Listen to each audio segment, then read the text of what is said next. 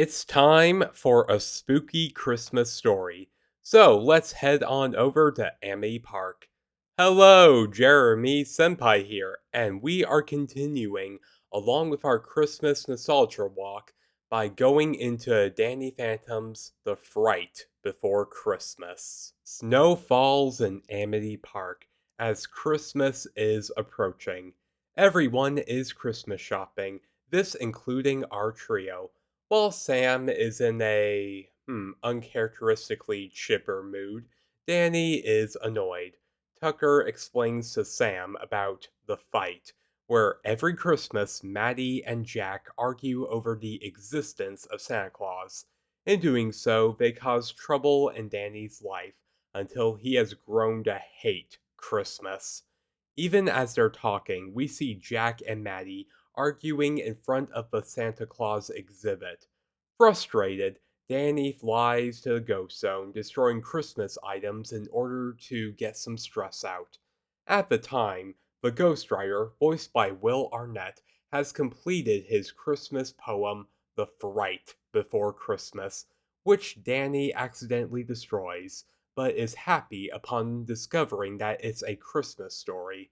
Enraged at his behavior, the Ghost Rider writes a new book, The Fright Before Christmas 2, starring Danny, and blasts him back to Amity Park, where he is now in a rhyming induced Christmas story where anything the Ghost Rider writes comes true until Danny's lesson is learned.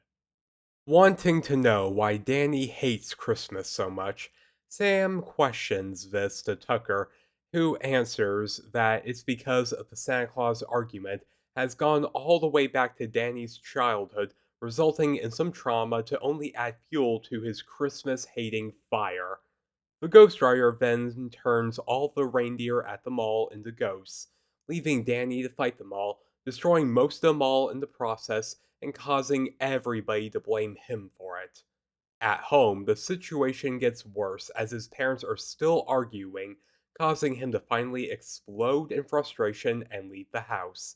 As he turns ghost and flies away, the presents float up and away from neighboring homes trailing behind him, angering everyone further, including his own family and friends. And to cause further trouble, the Ghost Rider brings all the toys to life. They join together to form a giant Nutcracker boss fight toy. Danny destroys it only to get hit with the blame again from everyone, including Sam, Tucker, and Jazz. The Ghost Rider adds even more insult to injury by bringing all the Christmas trees to life and turning them into monsters. Danny destroys the trees with his ghostly wail before it wears him out, turning him back into human form, and his mother takes him home. Having enough, Danny enters the Ghost Zone to confront the Ghost Rider at his home. Afterwards, but only to be sent to another location where he's faced with all of his ghost enemies. However, instead of a battle, the ghosts hold an annual truce, where according to which they decide not to fight on Christmas. Instead, they befriend each other for that day. The Ghost Rider didn't expect them to hold the truce and expected them to attack Danny instead, but they don't, saying that this truce even applies to half ghosts like him. Danny explains that the Ghost Rider has broken the truce and all the ghosts set out to attack him. Adding more fuel to the fire when it comes to their truce, but anyway. The Ghost Rider, however, quickly writes away the truce, causing all the ghosts to fight each other instead. Danny takes advantage of this when he takes an orange and puts it in Walker's face, and since nothing rhymes with orange, the writing spell wears off and the Ghost Rider is arrested by Walker and the other ghosts. However, Danny accidentally destroys the keyboard and Danny is stuck in the poem, and now he's forced to guide the story itself. While the Ghost Rider is being hauled to jail, he tells Danny that he can either learn the lesson or he's stuck there forever. Danny sadly leaves the ghost zone without anything needing to be said.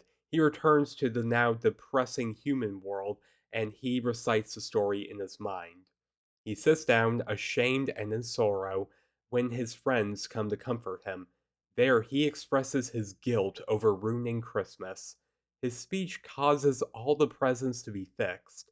Wanting to make things right, Danny and his friends, along with all of his ghost enemies, they all return the gifts, Christmas trees, and other holiday items back to their homes, restoring Christmas once and for all.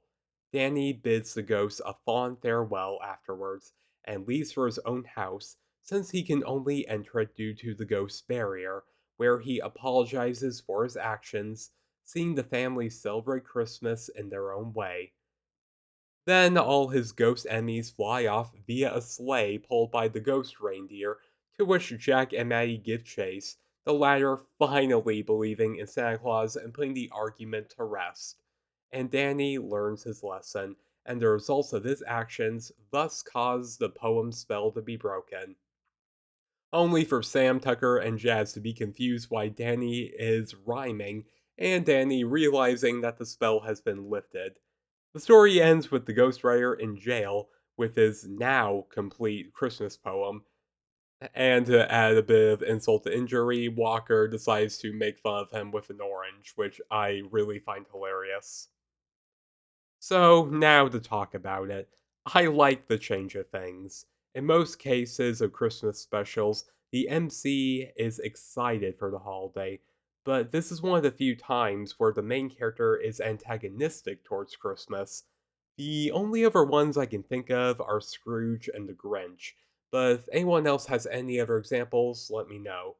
So I do like that Christmas, for the sake of everyone around him, Danny realizes his faults. He realizes that even though he was in a crappy mood, he only made it worse for everybody else.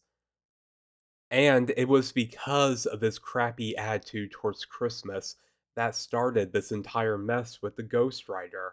Since we're on that subject, I also love the rhyming theme throughout the episode. It really adds to the holiday theme that I feel for this. So much so that while I was writing my script, I briefly considered writing it in rhyme, but I kind of quickly threw that away.